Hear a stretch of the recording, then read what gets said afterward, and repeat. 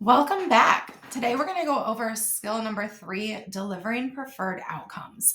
And again, we're referencing our book, Behavior Breakthrough by Bailey Pane and Jen Lill Brown. Our goals when delivering preferred outcomes, we're looking to reinforce those pro-social behaviors, so behaviors that we want to see. And we're doing this when our child or client displays a desired behavior. We're teaching them that desired behavior associates and is reinforced by good things. And we're going to make things available that our loved ones love, or we can remove something aversive. So when we're delivering preferred outcomes, this is a strategy that grants access to enjoyable consequences when appropriate behavior is displayed. For example, when your child wants more apples, if your child says more instead of crying, we're going to give them that desired outcome, more apples. And then we're going to reinforce with descriptive praise, as in, yay, nice job, saying more, you can have another apple slice. So we're reinforcing them saying more by providing them with what they want, that apple. Or if your child walks over to the pantry and points to snacks, we're going to reward this behavior with apple slices as a replacement for tantrums or crying. Then say, yes, good. Thank you for showing me where the snacks are. Now you can have more snacks.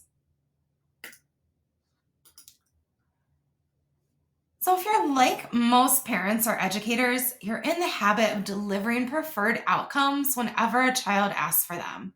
When you provide something preferred upon request, we're reinforcing that our child or student can ask for what they want and get it, regardless of their behavior. That may be helpful if functional communication is a challenge for them. But if communication is not a skill you are targeting, at that moment, we might rethink our approach, and we'll go through some examples. But starting with our reasonings why this works. When we prefer delivering preferred outcomes, when we deliver things of interest, we do that when we want to see a desired behavior or when we see a desired behavior. So I know that my child wants this thing since they've shown an interest in it in the past. I'm going to use that as a reward. Instead of waiting for them to ask for the item or privilege, I will give it to them freely when I see the desired behavior. That way, my child learns that pro-social behaviors result in preferred outcomes. So we want to get ahead of the requests and use their preferred choices to improve that behavior. You might say, well, isn't this just bribery? There is a difference between bribery and delivering preferred outcomes. When we're in control, we need to remember that we're in control of the environment. And don't forget that. But this raises an interesting question. Is delivering preferred outcomes the same as bribing your child?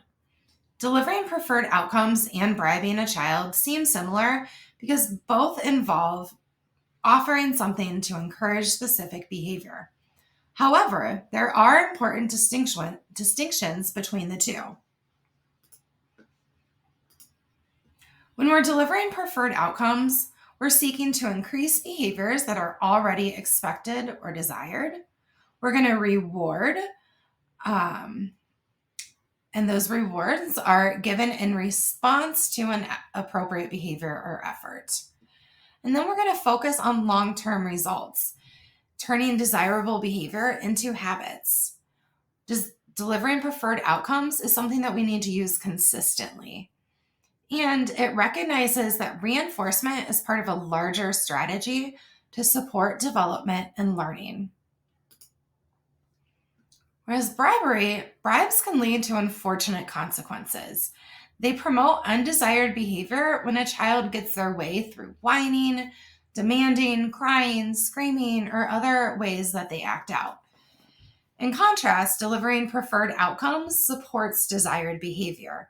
When you start to see more desired behavior, you know that providing a known preference is working. So again, with bribery, it seeks to use rewards as a stopgap to get that instant compliance. So I'm going to give this to you so you stop crying right now. Where if we're delivering preferred outcomes, we're going to say, hey, you can say more, or Elmo, please. And then we're reinforcing that functional communication instead of reinforcing the crying. With bribery, it rewards children without planning to control inappropriate behavior. Bribery focuses on short-term results or getting the child to do something specific right now. And it is often used inconsistently and impulsively, and is often a shortcut to avoid addressing those underlying issues. So how do we apply this? We're going to follow these steps to ensure that we're delivering preferred outcomes in a way that increases the frequency of desired behavior in the future. It's important to note that a preferred outcome for one person may not appeal to someone else. While I may find the chores aversive and be motivated by their removal, someone else may enjoy mopping or pushing a heavy vacuum for sensory reasons. It's best to take an individualized approach. So step 1, we're going to identify the target behavior. What specific behavior do you want to encourage or change? We're going to include both pro-social skills for increase, so those desired behaviors we want to see again and again, and those undesired behaviors for decrease, those behaviors that we want to get rid of. And the desired behavior you seek should create a more peaceful and joyful environment for everyone involved. Step 2, we're going to identify preferred outcomes. Identifying both the most desired outcome and lower level preferred outcomes will allow us to be aware of delivering access to any desired outcomes and avoid inadvertently reinforcing undesired behaviors. So just take a moment, think about those things that your child really, really loves and things that they just kind of like. We're not always going to get the things that we really, really want, but oftentimes there are those lower level reinforcers that we can offer. Step 3, we're going to deal preferred outcomes only after we see that desired behavior. And we're going to do this immediately following that desired behavior. So for example, going back to the apple slices, this minute that your child says more or more apples or points to the apple cupboard and they're communicating with you, we're going to say, yes, we can have more apples. Thank you for saying more. And remember, when we're reinforcing the pro-social behavior, your child is more likely to repeat that action in the future. Step 4, we're going to monitor and adjust. We're going to monitor your child's progress and adjust the plan as needed. Some preferred outcomes may serve as effective reinforcers, and some may not. The best way to ensure effectiveness is to become a data collector. You can review patterns of behavior in many ways. We're going to track that behavioral progress by looking for those behavior trends. If problem behaviors are happening less frequently, you may be able to conclude that you are delivering preferred outcomes appropriately. Again, less problem behaviors equals greater effectiveness. So what does data collection look like? We can observe, and through observation, we're going to pay attention to the child's responses to different situations and interactions with others. Don't gauge reactions, just gauge their responses. Sometimes your loved one's responses won't correspond with behavioral trends, and that's okay. We just care about the data and what it tells you. We can also collect data through direct conversations. We can ask our children about their interests, likes, dislikes, and specific behaviors that maybe they want to improve. Then we can list those out. We can also collaborate with loved ones, educators, caregivers, and any other service providers that may know your child well. Then we can look at feedback and self-reporting. So we're going to encourage the child to provide feedback on their own progress and how they feel about the preferred outcomes and rewards they receive. And then we can also look at data recording. So we're going to keep track of behaviors and responses over time. That could involve behavior charts, ABC data, or antecedent behavior consequence data, or any other forms of data collection. We're going to use this data collection to observe the overall trend of our progress. If you want to learn more about data collection, reach out to your BCBA and we can talk about that during our caregiver trainings.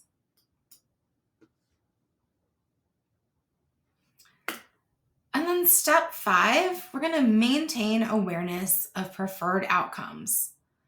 From the beginning, we should see the effect of certain behavioral changes. We're going to continue to monitor the child's behavior, including that undesired behavior. When you see desired behavior, no matter how big or small, we're going to deliver that preferred outcome and pair it with that descriptive praise. Remember that our rewards or reinforcement are contingent on seeing that desired behavior. Your awareness can impact the child's environment and help reduce the instances of problem behavior. And then step 6, we're going to generalize these lessons. Delivering preferred outcomes isn't about providing those in your care with certain items or activities that are rare or extra special. It is about being aware of preferred everyday events and ensuring that the desired behavior occurs before you grant access. So the bigger life goal is for your loved one to be able to apply pro-social behaviors in various settings and environments. Generalizing these lessons can help ensure that desired changes persist in everyday life, across settings and people, into the classroom, into the grocery store, into grandma and grandpa's house. We want to see those skills continue to develop across all settings. And are fewer problem behaviors occurring after you deliver preferred outcomes? If the answer is yes, you know that you're using an effective strategy. While you can't measure or collect data everywhere, generalization occurs when our loved ones or learners transfer their improved behavior trends to other settings, such as school, a relative's home, a play date, when hanging out with friends, or even during sporting events. Remember, delivering preferred outcomes isn't about providing those in your care with certain items or activities that are rare and extra special. It's being aware of those everyday preferences and everyday joys that they find. So, what could this look like at home? So let's say you're working with your toddler on increasing functional communication and decreasing tantrum behaviors to communicate their wants and needs, especially with food. A desired outcome for a toddler might be their preferred snack. So you deliver this snack anytime the toddler displays a functional communication response regarding food.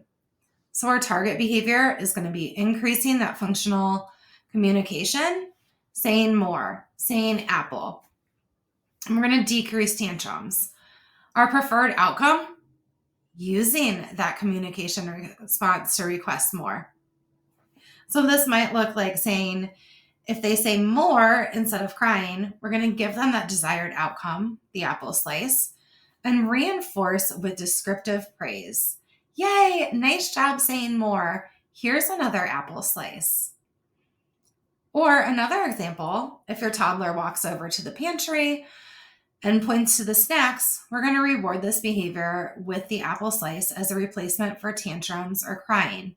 Then we're going to say, yes, good. Thank you for showing mommy where the snacks are. Now you can have more.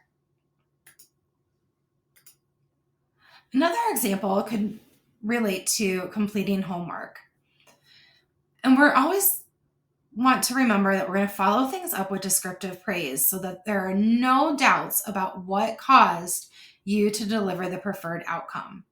So say we want to get our school-age child to complete their homework without whining, negotiating, or engaging in any other problem behaviors.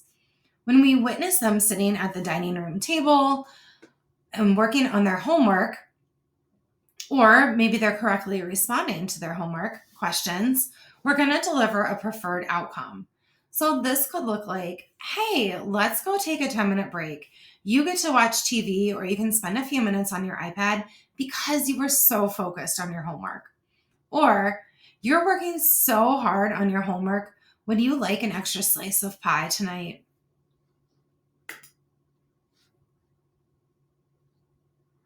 In the class, let's do one more home example. Say that your teen usually goes to their bedroom when they come home, but you really want to increase them spending time with their family. And on this example, on this day, they come and they hang out at the kitchen table or in the living room with the rest of the family. You're going to offer some sort of preferred outcome, such as, I love that you're spending time with your family tonight.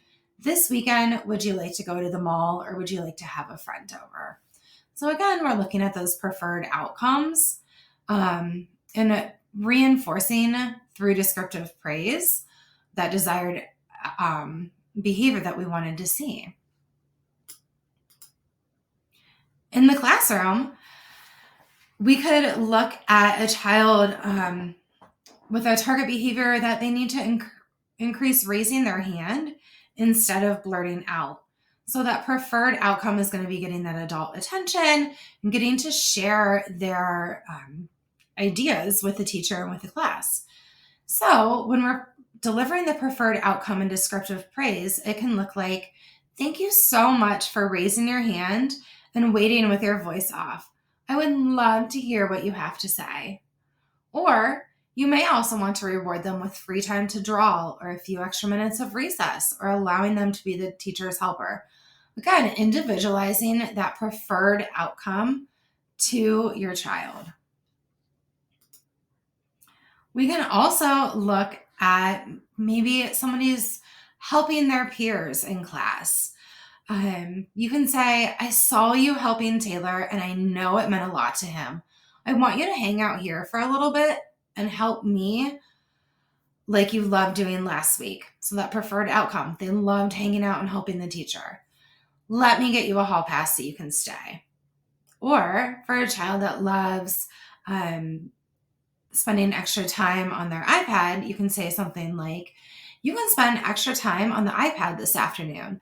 I saw you helping Taylor. It was mature and kind, making my day and his. Remember, when we're delivering preferred outcomes, we're going to deliver preferred outcomes contingent upon the child's desired behavior. Thank you for joining. I look forward to talking with you more about delivering preferred outcomes with myself and with your RBTs.